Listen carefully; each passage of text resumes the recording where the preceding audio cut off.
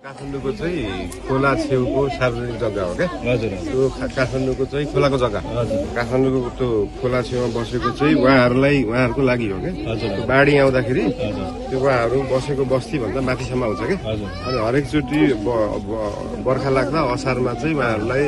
निकालेर अर्को ठाउँ लानुपर्छ नि त काठमाडौँमा गर्न खोजेको चाहिँ उहाँहरू जोखिममा बस्नु भएकोलाई सेफ ठाउँमा राख्नु पर्यो भनेको तर त्यसको गलत नेगेटिभ चाहिँ डोजर जस्तो देखियो खास चाहिँ मान्छेको ज्यान जोगाउनलाई हो खोला छेउबाट हटाउनु खोजेको खोला छेउ भन्दा बाहेक बीचको त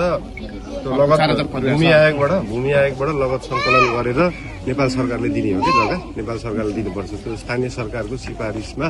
नेपाल सरकारले दिने हो कि जस्तो यहाँको त रियल हो नि त यहाँको त 40-50 वर्ष अगाडिदेखिको रियल भयो 48 सालदेखि 23 वटा आयोग भन्यो तर तपाईँहरू अझै पनि अहिलेसम्म लगत सङ्कलन भर्खर तपाईँको यो सरकार ढल्नुभन्दा अगाडि पनि हामीहरूले भूमि आयोगबाट आइओरी फर्म भरेर सबै गरेर पैसा कर सबै तिरेको छ हामीले तिर्नुको लागि मैले त्यो भनेको थिएँ त यो चाहिँ भूमि आयोगमा चाहिँ पार्टीको मान्छे टिका लगाएर सुनेको मैले हेरेको थिएँ तपाईँले आफ्नै पार्टीसँग नजिक भएकोले चाहिँ लाल पूर्जा भए पनि अर्को लाल पूर्जा पाउने भयो जिन्दगीमा लाल पूर्जा नभएकोले कहिले पनि नपाउने भयो क्या त्यो सिस्टम चाहिँ सुधार्नु पर्यो भन्ने कुरा हो क्या